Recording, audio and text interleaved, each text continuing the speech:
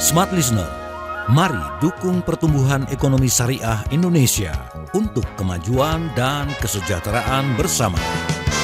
Segera kami hadirkan Smart Syariah bersama Masyarakat Ekonomi Syariah.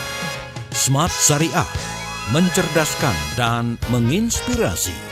Selamat mengikuti. Selamat malam Smart Listeners di seluruh Indonesia di 8 kota radio Smart FM. Assalamualaikum warahmatullahi wabarakatuh, dan tentunya kami dari tim Smart Syariah mengucapkan selamat Idul Adha untuk kita semua umat Muslim Smart Listeners di seluruh Indonesia. Gimana di hari libur ini, di hari Idul Adha ini, semoga menyenangkan, berkumpul bersama dengan keluarga, dan juga tentunya di libur Idul Adha ini banyak makna yang bisa kita petik ya Smart Listeners. Dan juga tentunya doa kami kirimkan kepada saudara-saudara kita yang sedang menjalankan ibadah haji di sana ya. Dan pada kesempatan malam hari ini, kita akan bahas topik yang sangat menarik. Saatnya berbagi kebahagiaan dengan berkurban. Silakan sponsors, kalau Anda punya tanggapan, Anda boleh mengetik di WhatsApp kami di 0812 11 12 959. Dan kami juga mengajak Anda untuk menyaksikannya di YouTube channel Smart FM karena kami juga sedang streaming di malam hari ini. Sudah ada Bapak Dr. Handi Riza Idris, pengurus Pusat BES 1442 hingga 1445 Hijriah atau Wakil Rektor Universitas Paramadina. Assalamualaikum warahmatullahi wabarakatuh, Pak Handi. Waalaikumsalam, Mas Willy. Apa kabar? Semoga sehat dan baik. Alhamdulillahirrahmanirrahim. Gimana Pak Handi kabarnya? Semangat terus ya, Pak? Ya, alhamdulillah, Mas Willy. Udah mau masuk hari kurban ya, harus semangat kita. Oke. Kemudian juga ada Bapak Holaf Hibatullah, anggota bidang 4 Forum Zakat. Assalamualaikum warahmatullahi wabarakatuh, Pak Holaf. Waalaikumsalam, Mas Willy. Alhamdulillah. Terima kasih sama kami. Kalau begitu, Smart Listeners, kami ajak Anda untuk menyaksikan di YouTube channel malam hari ini sambil menikmati libur bersama dengan keluarga ya. Kalau begitu, Pak Handi boleh sebagai pembuka. Kita mungkin ingin tahu juga gitu ya, filosofis dari ibadah berkurban. Silakan Pak Handi. Ya, baik Mas Willy. Ya, insya Allah dalam 1-2 hari ke depan kita akan memasuki pelaksanaan Hari Raya Idul Adha atau lebih dikenal dengan istilah Idul Kurban. Kalau kita telusuri sejarahnya Mas Willy ya, ini kan adalah bentuk ketakwaan yang ditunjukkan oleh Nabi Ibrahim alaihissalam dan juga Nabi Ismail ya, di mana dalam satu peristiwa ya, Nabi Ismail ya itu Nabi Ibrahim dan Nabi Ismail itu melaksanakan perintah Allah ya dengan mengorbankan Nabi Ismail dan kemudian menggantinya dengan seekor kibas ya, yang kemudian disitulah awal mula terjadinya prosesi ibadah Idul Kurban. Jadi kalau kita lihat dari makna itu Mas Willy ya, kita bisa melihat bagaimana sesungguhnya ini adalah bentuk ketakwaan ya, bentuk ketundukan ya, penyerahan diri kepada Allah ya, seorang hamba ya, dengan mengorbankan hewan ternak ya, dalam hal ini bisa sapi, bisa onta, bisa domba gitu. Jadi dimensi spiritualnya itu sangat kuat sekali ya, bentuk ketaatan dan juga ketakwaan seorang hamba kepada Rabb-nya, kepada Allah Subhanahu wa taala. Nah, tetapi tentu kita tidak hanya melihat dari sisi aspek spiritual saja kan ya Mas Willy ya. Ada aspek lain yang ini juga sebenarnya memiliki makna yang sangat dalam juga, terutama dari aspek sosial dan aspek ekonomi ya. Bagaimana sesungguhnya ibadah kurban ini juga punya dimensi sosial ya. Kenapa begitu? Karena daging yang dikurbankan itu tidak hanya dikonsumsi oleh orang yang berkurban ya, tetapi dibagikan ya. Berbeda dengan zakat yang sudah ditentukan asnafnya, penerimanya. Kalau kurban kan tidak, boleh di mana saja, tetapi tentu kita prioritaskan orang terdekat di kita. Bahkan si pengurban sendiri atau yang berkurban itu hanya boleh mencicipi saja, tidak boleh dia mengambil terlalu banyak ya daging hewan kurban tersebut, justru bisa didistribusikan ke banyak tempat sehingga orang yang tadinya hanya makan daging apakah sebulan sekali, bahkan mungkin ada yang setahun sekali, itu bisa menikmati daging kurban. Jadi itu dimensi sosial yang sangat luar biasa sekali. Sementara dimensi ekonominya juga terlihat bagaimana proses mulai dari hewan itu diternakkan, ya, sapi, kambing digemukkan, di situ ada pakan ternak, ada yang mencari rumput, ada yang mengembala, ada yang mengurus, semuanya punya dimensi ekonomi dan multiplier effect sampai ke pedagang hewan ternak itu sendiri yang nantinya akan dikurbankan. Jadi punya nilai ekonomis yang kalau kita akumulasikan mungkin seluruh Indonesia ini mungkin nilainya bisa triliunan, Mas Willy ya. Berapa sapi yang dikurbankan, berapa kerbau yang dikurbankan, berapa kambing atau domba yang dikurbankan, mungkin nilainya besar sekali. Jadi punya tadi yang saya katakan dimensi spiritualnya menunjukkan ketakwaan dan ketundukannya kepada perintah Allah, dimensi ekonomi sosialnya bagaimana bisa berbagi kepada masyarakat sekitar. Mungkin itu Mas Willy. Baik ya. Nah, ini kan sudah memasuki Idul Adha ya di hari Senin ini, smart listeners. Dan kalau kita membahas biasanya nih Pak Holaf, itu bisa sampai H+ berapa sih kita melakukan ibadah kurban? Baik. Terkait dengan ibadah kurban, kita bisa sampai hari tasyrik ketiga. Penyembelihan dari hari H di Idul Adha itu kan kita masyarakat kita biasanya kalau di masjid-masjid di desa-desa begitu ya, itu kan masyarakat kumpul melihat. Nah itu sebenarnya puncaknya adalah di hari pertama itu di hari. Tetapi kalau yang dia ternyata baru tergerak begitu untuk kurban, itu sebenarnya masih ada 3 hari lagi nih, yaitu di hari tasyrik. Nah itu yang masyarakat masih bisa melakukan untuk kurban gitu. Dan masih banyak juga pedagang-pedagang yang kalau kita melihat ya di pinggir jalan atau ke lembaga-lembaga zakat itu juga masih bisa menerima, terutama kalau kita tadi Pak Andi berbicara tentang ekonomi begitu, itu juga kan ada pedagang-pedagang yang di akhir-akhir itu hewannya tuh belum laku habis. Nah itu kan juga bisa masyarakat masih bisa untuk melakukan pembelian dan untuk melakukan kurban. Tapi memang puncaknya masyarakat antusiasismenya itu tinggi di hari H. Tapi sebenarnya masih ada 3 hari lagi nih yang masyarakat masih bisa untuk berkurban. Gitu Mas. Ya, masih ada 3 hari lagi ya. Dan kalau dari segi keutamaan, apakah lebih baik mungkin dibandingkan gitu ya? Mungkin tidak dibandingkan. Lebih baik sapi atau kambing dalam menjalankan ibadah kurban, Pak Holaf? Baik, ini kalau kata lagu nggak boleh dibanding-bandingkan Mas Willy. Ya, kita melihat lebih kepada si pengkurbannya. Beliau mampu yang terbaik yang mana? Kalau dia terbaik adalah mampu di sapi, ya lebih baik sapi begitu. Tapi kalau beliau masih mampunya yang terbaik adalah kambing atau domba, ya lebih baik kambing atau domba. Karena kurban ini kan sebenarnya juga tidak memberatkan ya, tidak memberatkan. Sesuai dengan kemampuan masing-masing pengkurban itu. Ya seperti disampaikan Pak Handi tadi juga, ini bentuk ketakwaan. Kalau dia memang mampu, bentuk ketakwaannya kan pasti harus yang berlebih gitu. Maksudnya yang terbaik itu apa ya? Bisa jadi sapi dia, yang terbaik bagi dia.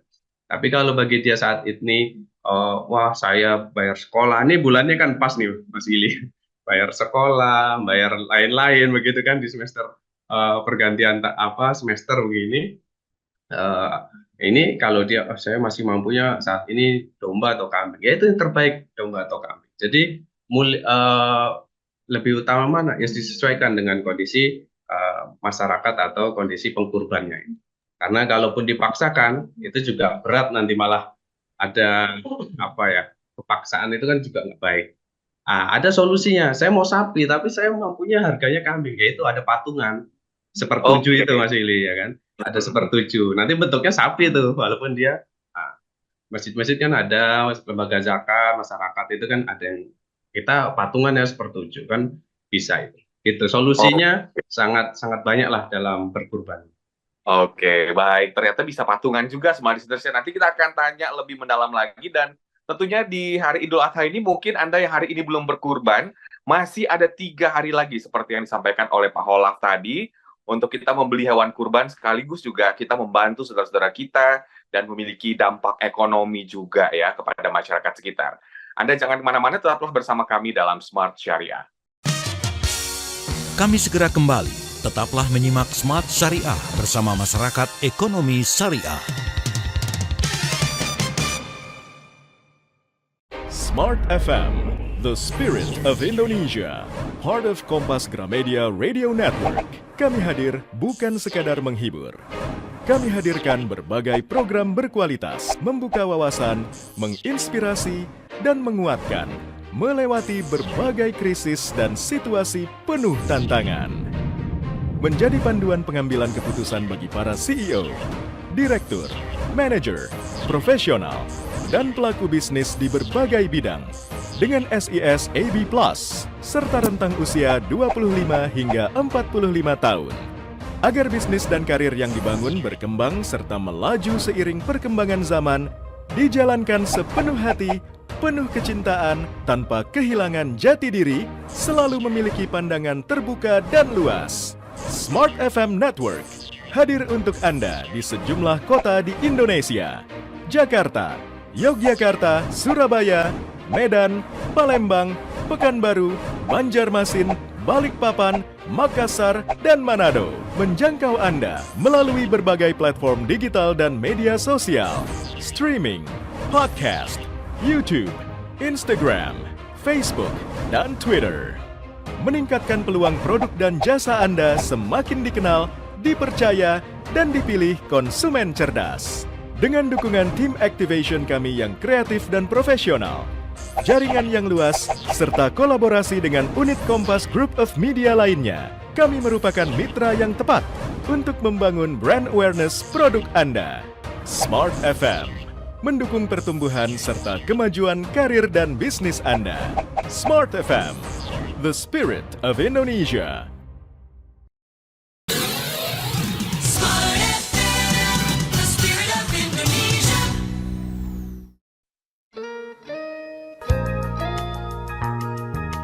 Kembali Anda ikuti program Smart Syariah bersama Masyarakat Ekonomi Syariah.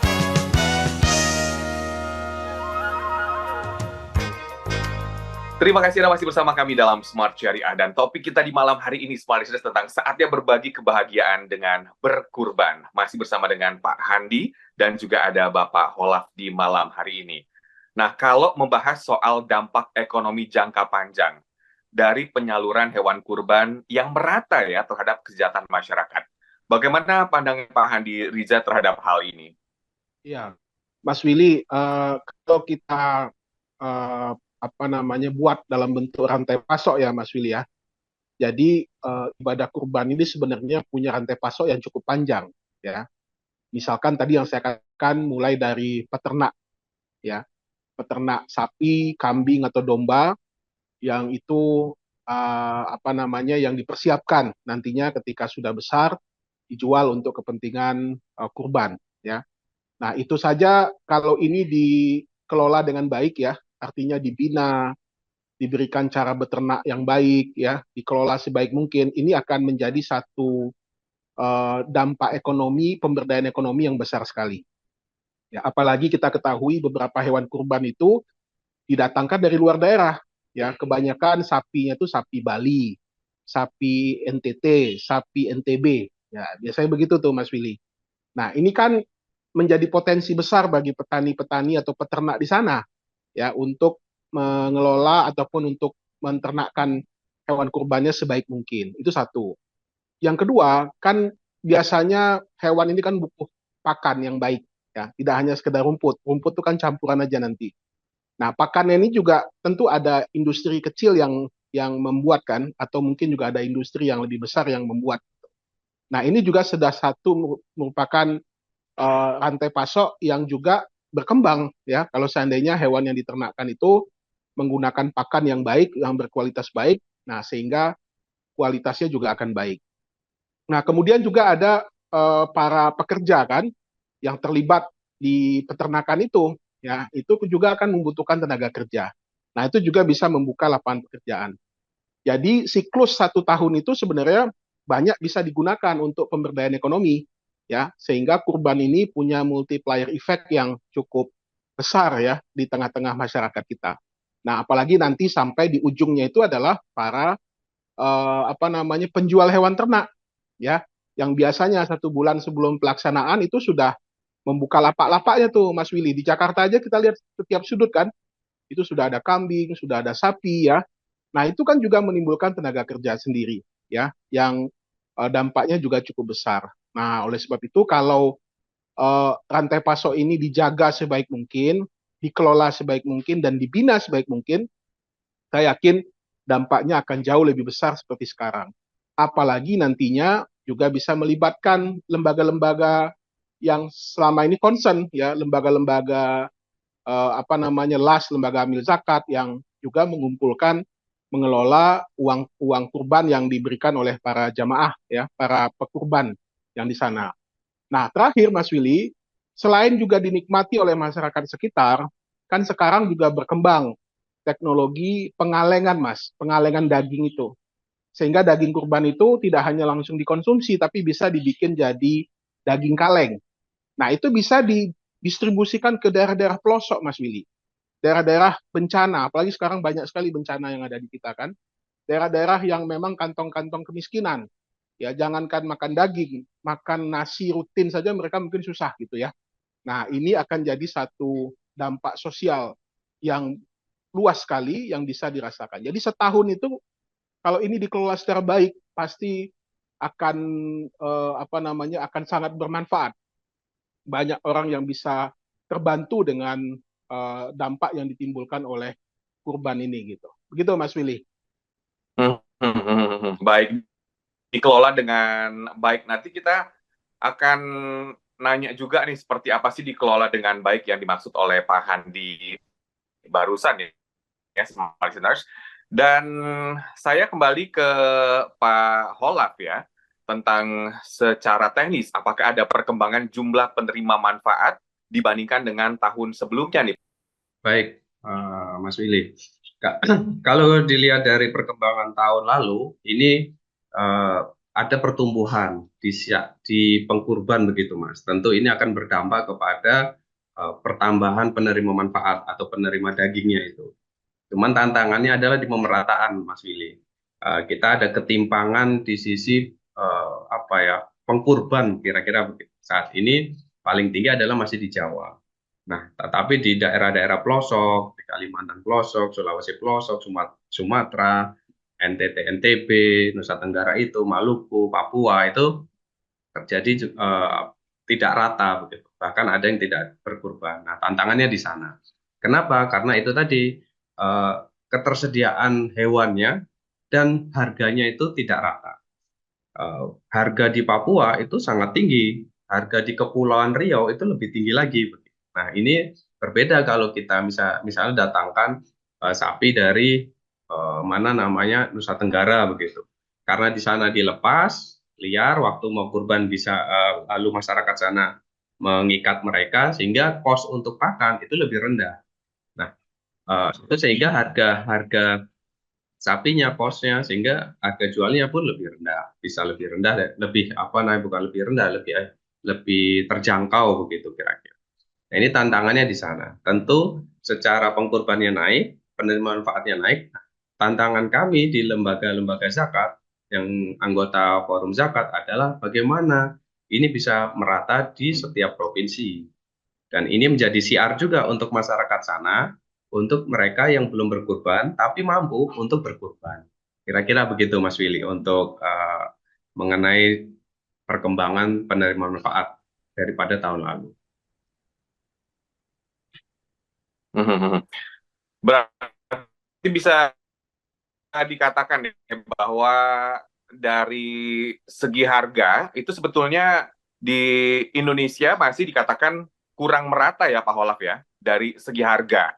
Dari mungkin harga hewan kurbannya itu mungkin di beberapa daerah itu lebih mahal dibandingkan mungkin di Pulau Jawa gitu. Iya, betul. Sehingga itu kan berpengaruh kepada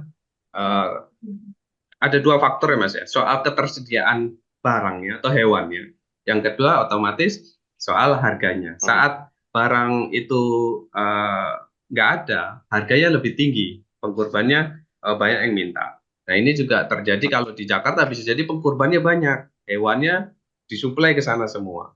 Nah, tetapi di daerah terjadi harganya orang yang beternaknya dikit. Contoh misalnya di Kepulauan Riau, Mas, Kepulauan Riau itu sangat sedikit ketersediaan tiap daerahnya ya. Nah, sehingga pengadaan barangnya pun tinggi biayanya. Dia harus saat dikirim ke lokasi yang terpencil begitu, biaya lagi, kosnya di sana lagi. Nah, itu menjadi perhitungan juga di biaya sapinya begitu. Belum lagi bukan tempatnya sapi seperti Papua begitu. Itu kan juga akhirnya mahal harga sapinya di sana. Kalau kita di Nusa Tenggara, yang disebut tadi Pak Handi itu, sapi-sapi berkaos kaki putih itu, sapi Nusa Tenggara dan Bali itu karena di sana adalah tempatnya sapi sehingga ketersediaan hewannya cukup tinggi sehingga harganya pun bisa terjangkau gitu Mas. Kalau di Jawa Timur ada sapi Madura itu juga ketersediaan cukup tinggi sehingga harganya bisa lebih terjangkau. Oke, baik. Semakin menarik diskusi kita pada malam hari ini, smart listeners. Dan tentunya juga memotivasi kita untuk kita yang belum melakukan kurban di hari ini, masih ada 3 hari ke depannya, dan kita masih memaknai Hari Raya Idul Adha ini dengan perbincangan yang sangat menginspirasi. Tetaplah bersama kami dalam Smart Syariah.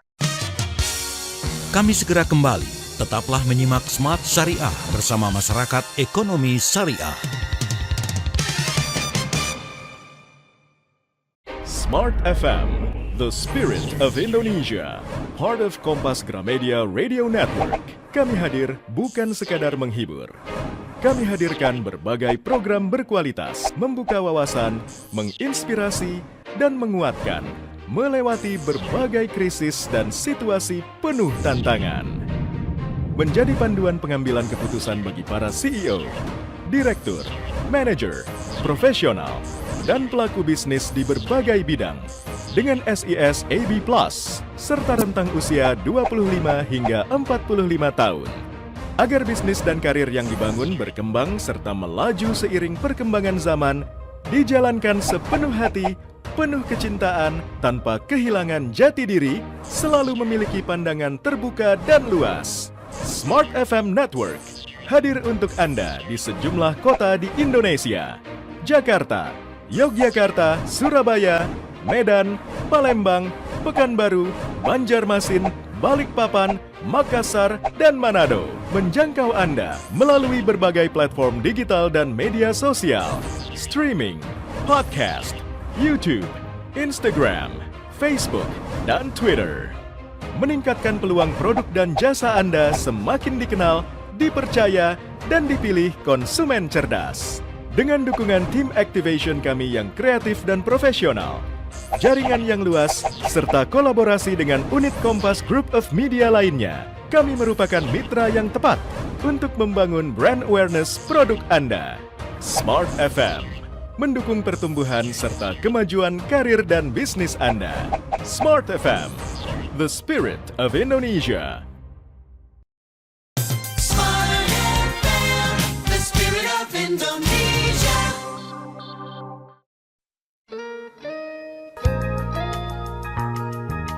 Kembali Anda ikuti program Smart Syariah bersama Masyarakat Ekonomi Syariah.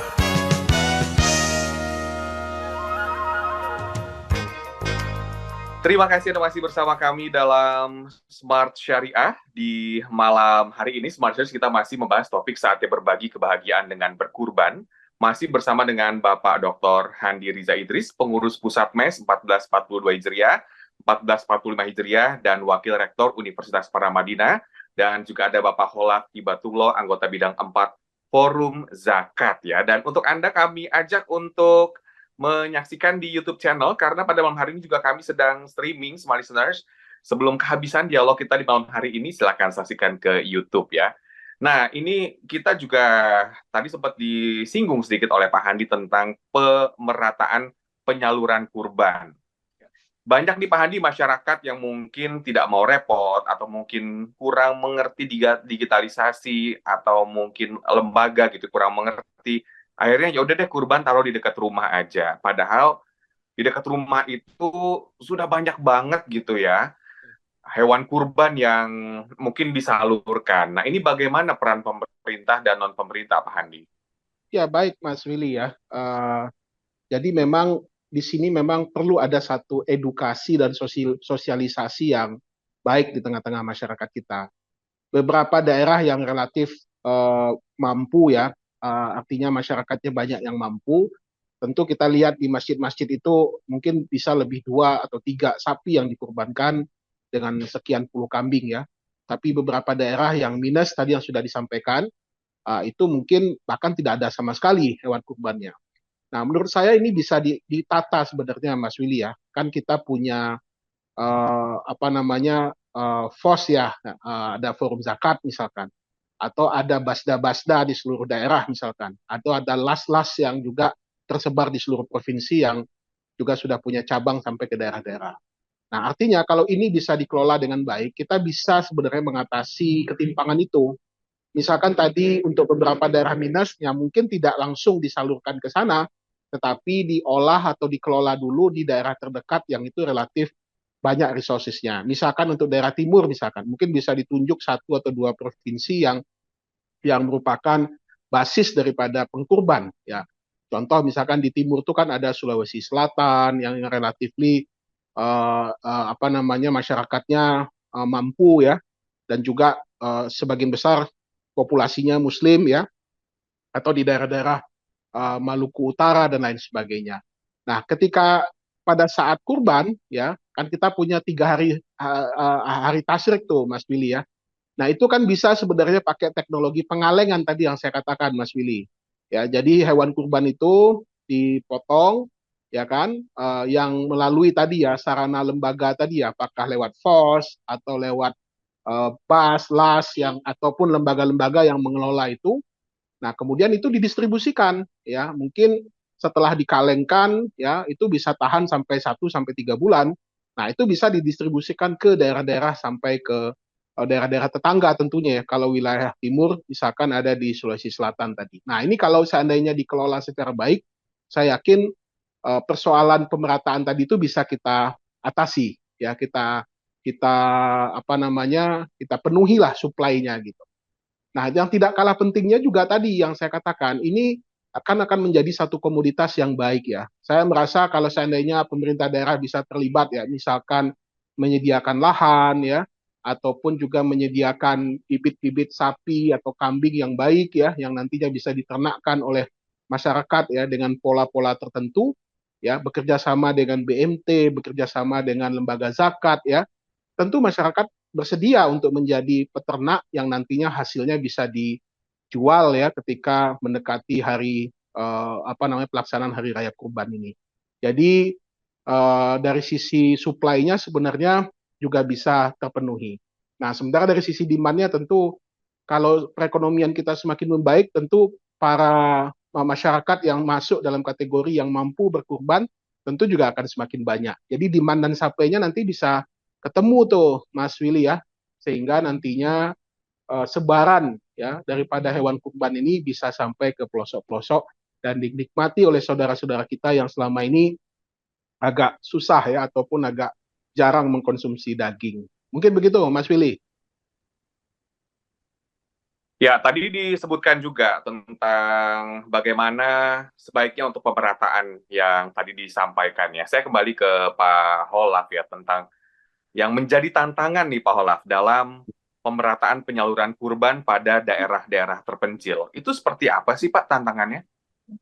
Tantangannya itu terutama diakses sama ketersediaan antara lokasi yang ingin ditempati salur atau hewan kurban ini sama tempat ketersediaan hewannya.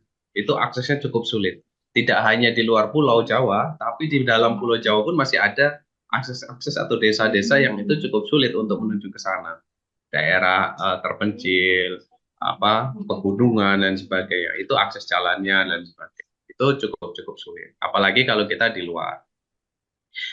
Saya pernah ke Asmat, itu daerah rawa begitu. Jadi masyarakatnya bikin panggung. Itu di sana komoditi hewan ternaknya itu nggak ada, sapi, domba itu nggak ada. Sehingga dia kalaupun di situ ada Muslim, masyarakat Muslim yang ingin kurban, dia harus ngambil dari kabupaten lain. Dan itu aksesnya hanya lewat sungai dan laut begitu. Sehingga biaya pengiriman cukup tinggi. Nah, itu contoh-contoh sulitnya akses. Nah, tantangannya itu kalau daerah Papua. Beda lagi daerah yang daerah pegunungan, daerah hutan, itu beda lagi tantangan. Sehingga ini menjadi PR bersama yang kalau kita kolaborasikan itu bisa kok gitu. Nah, kolaborasi ini yang menjadi kata kunci. Semisal ada lembaga zakat yang dia memang areanya daerah sana. Nah, lembaga zakat yang di Pulau Jawa atau di pulau lain bisa, oh ada nih kita bantu nih titik-titik yang masih sangat kecil untuk pengkurban. Nah, kita bisa kolaborasi dengan lembaga zakat atau lembaga PMT atau apa lainnya yang ada di sana. Itu sangat sangat memungkinkan gitu. Nah, atau yang tadi yang disampaikan Pak Handi mengenai inovasi tentang pengolahan daging kurbannya menjadi kaleng, itu juga bisa. Sehingga distribusinya tidak hanya di hari raya, tetapi pasca hari raya itu masih bisa didistribusikan. Kita kan ada yang memang hari raya itu harus ada penyembelihan di hari raya. Semuanya harus disembelih hari raya. Tapi ada yang bisa diolah untuk dipakai jangka panjang, yaitu solusinya dikalengkan. Dan itu ada fatwanya begitu dan resmi fatwa MUI dan itu sudah aman gitu, clear gitu. Kira-kira begitu Mas Willy.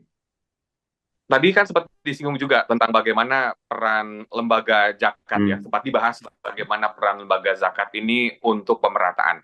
Berarti sebaiknya masyarakat yang mungkin di daerahnya atau di wilayahnya itu sudah cukup banyak hewan kurban yang tersalurkan, sebaiknya itu memanfaatkan lembaga zakat untuk memaksimalkan pemerataan ini, Pak Holaf. Kira-kira seperti itu. Iya, betul. Ya, tantangannya kan begini, Mas. Masjid itu sebenarnya kan punya database tentang warganya ya di situ. Itu sebenarnya sudah kita kalau masjid itu kan biasanya warga Muslim di situ berapa, jamaah masjid itu berapa kakak sih. Nah, kira-kira dagingnya berapaan? Oh, setengah kilo misalnya begitu ya. Itu kan sudah kehitung sebenarnya, bisa dikalkulasi di awal. Oh, kebutuhannya sekian kakak, 60 kakak, berarti kita butuh sapi sekian atau butuh hewan kurban sekian dari sapi, dari kambing. Nah, sejak awal itu sudah bisa dikalkulasi sehingga kalau lebih dari hasil kalkulasi itu bisa dikerjasamakan masjid dengan masjid di daerah atau masjid kerjasama dengan lembaga atau masjid dengan PMT dan lain sebagainya yang itu di daerah minus kurban. Nah, ini kan bentuk kolaborasi lain. Masjid yang memang wilayah perkotaan, misal di Jakarta begitu. Nah, dia sudah bisa kalkulasi itu kebutuhan warganya itu untuk penyebaran daging itu berapa sih? Itu bisa sangat-sangat bisa dikalkulasi. Pak Handi, kembali ke Pak Handi di kesempatan siang hari ini.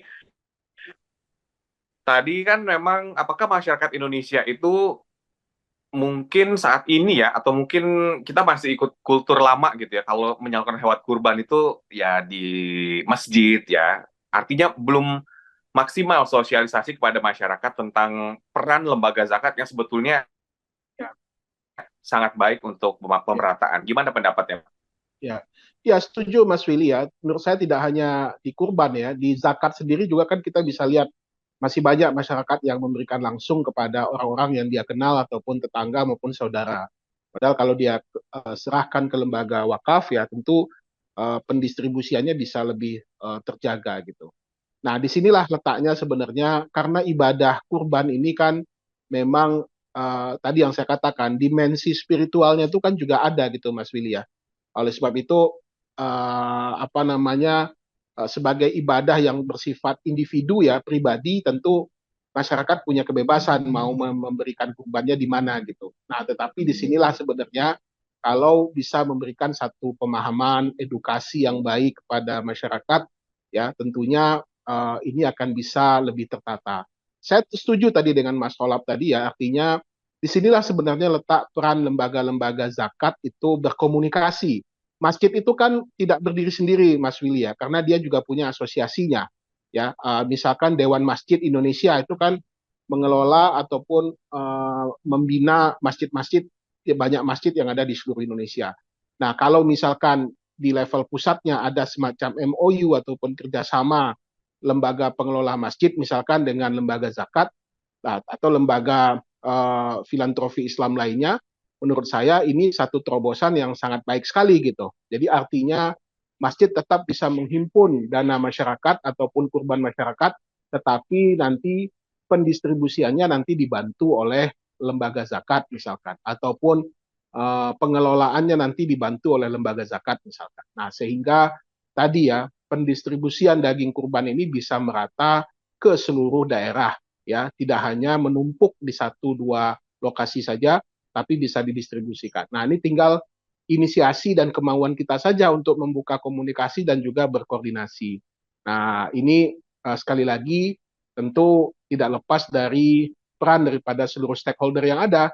Bisa nanti pemerintah yang memfasilitasi, atau majelis ulama yang memfasilitasi, atau ormas-ormas yang besar seperti NU dan Muhammadiyah, kan mereka juga punya masjid ya. Nah, itu bisa menjadi contoh yang baik nantinya ya, sehingga lambat laun nantinya masyarakat tumbuh kesadarannya, bisa menyalurkan, bahkan mungkin dibikin tabungan kurban gitu Mas Willy, kan kalau langsung membeli 3-4 juta kan agak berat bagi mereka kan. Nah, tetapi dibikin tabungannya, tabungan kurban, sehingga setiap bulan mereka bisa mencicil. Nah, tidak terasa nanti pas di akhir tahun dia sudah bisa punya tabungan yang bisa membeli 1 hewan kurban, atau langsung diserahkan pengelolaannya kepada lembaga zakat atau lembaga filantropi Islam lainnya, atau juga dia bisa ambil dan serahkan ke masjid terdekat. Jadi pilihan-pilihan itu yang harus kita perbanyak dan juga bisa kita fasilitasi, sehingga masyarakat semakin banyak pilihan, tentu mereka juga punya banyak preferensi nantinya. Gitu Mas Willy. Ya. Baik, semakin menarik diskusi kita pada malam hari ini, Smart Listeners. Anda jangan kemana-mana, tetaplah bersama kami dalam Smart Syariah. Kami segera kembali. Tetaplah menyimak Smart Syariah bersama Masyarakat Ekonomi Syariah.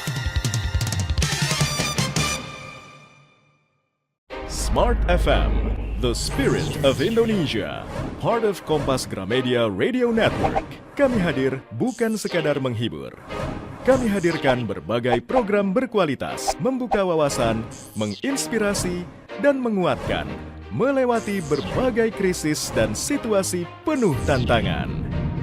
Menjadi panduan pengambilan keputusan bagi para CEO, direktur, manajer, profesional, dan pelaku bisnis di berbagai bidang dengan SIS AB+, serta rentang usia 25 hingga 45 tahun. Agar bisnis dan karir yang dibangun berkembang serta melaju seiring perkembangan zaman, dijalankan sepenuh hati, penuh kecintaan, tanpa kehilangan jati diri, selalu memiliki pandangan terbuka dan luas. Smart FM Network hadir untuk Anda di sejumlah kota di Indonesia. Jakarta, Yogyakarta, Surabaya, Medan, Palembang, Pekanbaru, Banjarmasin, Balikpapan, Makassar, dan Manado. Menjangkau Anda melalui berbagai platform digital dan media sosial, streaming, podcast, YouTube, Instagram, Facebook, dan Twitter. Meningkatkan peluang produk dan jasa Anda semakin dikenal, dipercaya, dan dipilih konsumen cerdas. Dengan dukungan tim activation kami yang kreatif dan profesional, jaringan yang luas, serta kolaborasi dengan unit Kompas Group of Media lainnya, kami merupakan mitra yang tepat untuk membangun brand awareness produk Anda. Smart FM mendukung pertumbuhan serta kemajuan karir dan bisnis Anda. Smart FM, the spirit of Indonesia. Smart FM, the spirit of Indonesia.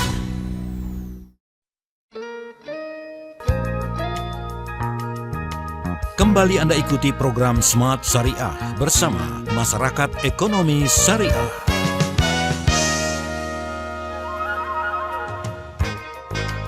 Terima kasih Anda masih bersama kami dalam Smart Syariah. Topik kita di malam hari ini, Smart Listeners, adalah saatnya berbagi kebahagiaan dengan berkurban. Anda yang mendengarkan kami di 8 kota radio Smart FM, gimana hari libur Idul Adha-nya? Semoga menyenangkan, dan apakah sudah berkurban? Dan masih ada 3 hari lagi untuk Anda membeli hewan kurban, dan mungkin juga tadi sempat disampaikan oleh Pak Handi, kalau mungkin tahun ini belum sempat atau mungkin belum ada dana untuk berkurban, bisa menabung dengan memanfaatkan ya fasilitas yang ada atau juga lembaga-lembaga yang memudahkan kita untuk berkurban. Nah, saya kembali ke Pak Holaf gitu ya, tentang bagaimana strategi atau inovasi yang diterapkan untuk meningkatkan pemerataan penyaluran hewan kurban, Pak Holaf. Silakan. Baik, Jadi kalau kita bicara tentang peternakan, kurban terutama ya, untuk kurban ini itu cukup panjang. Eh, keters- ket- Pemerataan ketersediaan hewan itu bisa kita lakukan di awal, eh, seperti habis kurban begini, Mas Willy, kita siapkan tuh titik-titik di sana pemberdayaan di masyarakat desa. Bisa sistemnya plasma, jadi kita titipkan hewan-hewan itu ke masyarakat per rumah begitu per kakak, atau dia komunal. Jadi kita bikin peternakan di desa itu. Nah, itu akan membuat jangka panjangnya di tahun depan itu kurban. Itu ketimpangan soal pengadaan hewannya itu bisa teratasi. Nah, ini tantangannya kan yang seperti kita sampaikan tadi, satu soal harga, satu soal ketersediaan. Soal ketersediaan, lembaga zakat melakukan pemberdayaan. Bisa seperti itu yang kita lakukan saat ini, baik itu domba maupun sapi. Mengenai harga, tentu ini pemberdayaan dari sebuah peternakan itu, Mas. Itu turunannya bisnis cukup banyak. Gitu. Seperti sampaikan Pak Andi, ada soal pakan, ada soal hewannya. Kotorannya pun jadi bisnis tuh. Apa? Jadi pupuk. Nah, pupuk nanti berdampak juga pemberdayaan ke yang lain. Soal apa? Soal misalnya masyarakat sana tidak ada cabai, dia pemberdayaan untuk cabai. Nah, ini siklusnya dampaknya itu sangat besar begitu peternakan itu. Pakan itu ada pakan hijauannya, ada pakan silasenya, ada pakan keringnya dan sebagainya. Nah, ini kan semua itu butuh SDM, semua itu butuh tenaga gitu. Dan ini menyerap SDM juga masyarakat sana. Dan itu meningkatkan kapasitas setiap orang di sana. Perputaran uangnya pun berjalan. Ini menarik, dengan pemberdayaan seperti ini menjadi sebuah strategi atau inovasi yang dilakukan untuk mengatasi permasalahan pemerataan penyaluran kurban. Sehingga di tahun depan, tantangan mengenai harga hewan atau ketersediaan hewan kurban itu bisa teratasi sejak dari sekarang. Memang kembali lagi, ini kita harus kolaborasi, tidak bisa sendiri begitu. Karena kalau kita mau bikin sebuah peternakan itu cukup besar effortnya gitu. Nah, kolaborasi ini antar stakeholder, pemerintah menyiapkan lahan tadi, sehingga biaya untuk sewa lahan tidak ada, sehingga cost-nya rendah, atau menyediakan lahan hijauan sehingga untuk pakannya kita biaya juga rendah begitu. Nah, ini kan kolaborasi pemerintah, masyarakat, lembaga zakat, dan masyarakat lainnya antar stakeholder ini yang kita dorong untuk kita lakukan sehingga kurban ini bisa dilakukan oleh masyarakat Muslim semuanya, gitu. Sehingga siar kurban ini tidak lagi bicara soal di dalam negeri lagi, tapi kita bisa juga membantu negara-negara yang butuh untuk kurban. Kira-kira gitu, Mas Iya. Willy. Bisa sampai meluas ke negara-negara yang mungkin membutuhkan ya, Pak Holak. Iya, betul. Karena kan Untuk kita penyaluran.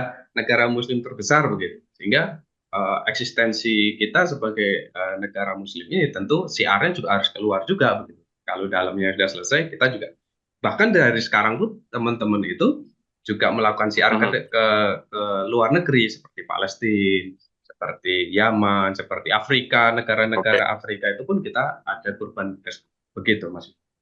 Hmm.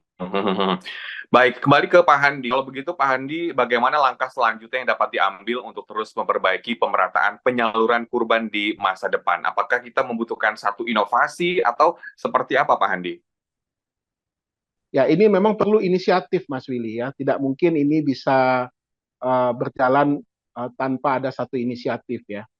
Inisiatif ini bisa dimulai dari lembaga atau ormas-ormas besar ya yang ada di Indonesia ya saat ini seperti NU, Muhammadiyah atau lembaga-lembaga zakat ya, forum-forum zakat ya yang hari ini juga banyak sekali ya, atau mungkin juga lewat Basnas atau Basda-Basda. Nah, pembicaraan ini juga harus melibatkan pemerintah daerah karena pemerintah daerah lah yang punya area, punya lahan, punya wilayah, bahkan punya resources ya, terutama dari sisi kesehatan hewan ini ya dan lain sebagainya. Jadi ini harus ditangkap sebagai satu pola pemberdayaan yang nantinya akan bisa memiliki multiplier effect yang luas sekali di tengah-tengah masyarakat kita. Mulai dari hewan ternaknya sampai pendistribusiannya. Itu kalau kita hitung, itu nilai ekonominya pasti sangat besar sekali. Nah, tapi kalau ini tidak dimulai, saya yakin ini akan menjadi satu rutinitas biasa saja, ya tidak ada pembaharuan, tidak ada perubahan atau tidak ada inovasi-inovasi sehingga ini seperti bisnis as usual saja gitu. Ya daerah-daerah kaya pasti dia akan mudah berkurban, banyak yang akan berkurban sehingga dagingnya bertumpuk ya.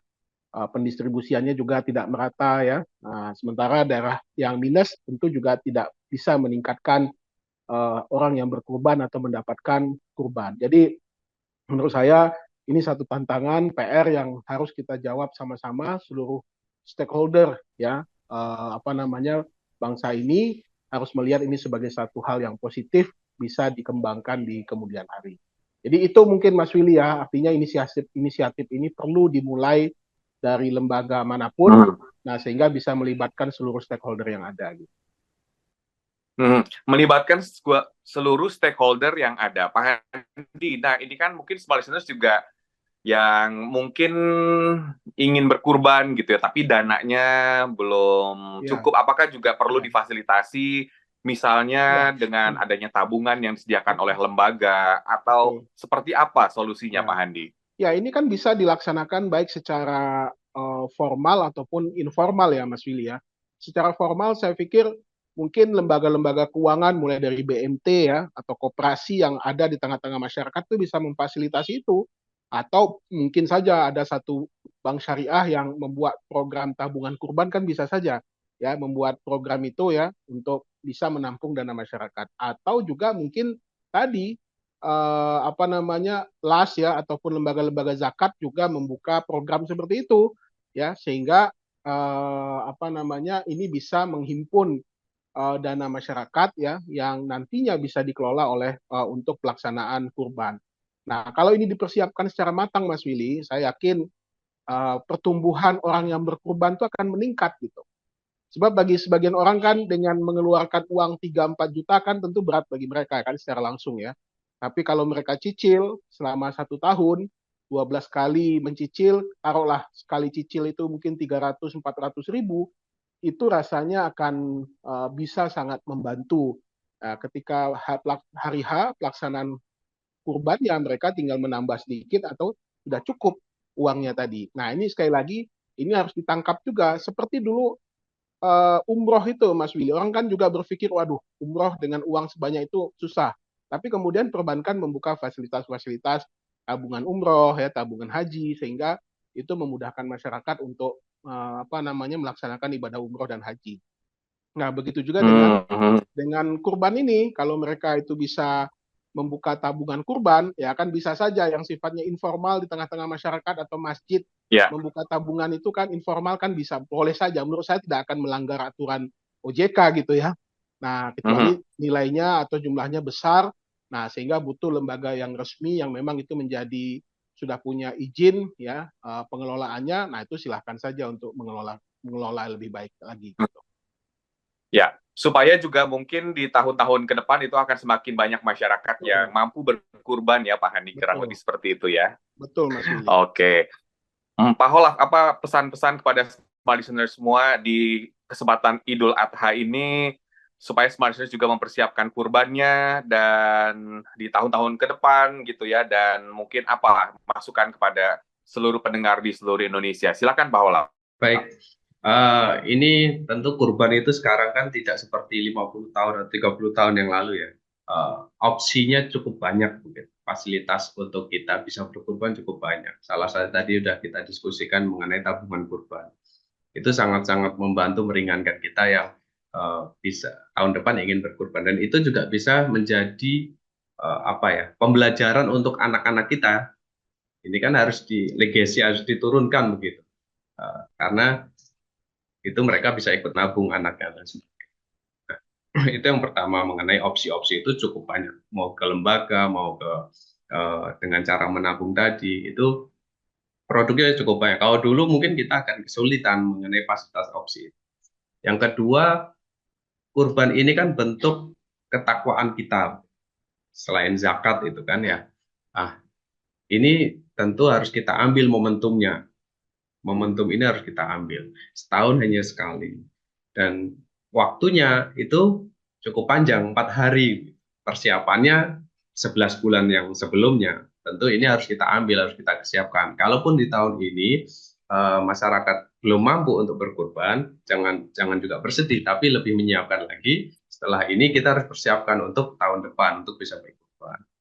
Dengan berkurban ini juga kita mengajarkan sosial kepada keluarga begitu, karena kita berbagi mengenai hewan kurban. Bahkan ada banyak pengkurban yang saya amanahkan nih ke lembaga, ke anggotanya Forum Zakat, silakan salurkan semua ke desa-desa terpencil atau ke masjid-masjid yang sepi kurban. Nah itu kan bentuk sosial juga yang dia mengenai berbagi dengan masyarakat yang jauh, yang dia nggak kenal. Nah ini bisa diambil juga fasilitas-fasilitas atau opsi-opsi yang ditawarkan oleh lembaga-lembaga yang saat ini hadir di tengah-tengah kita. Dan semoga ini menjadi kita semua dipermudah gitu untuk bisa berkurban. Baik yang saat ini mungkin di hari kurban ini belum.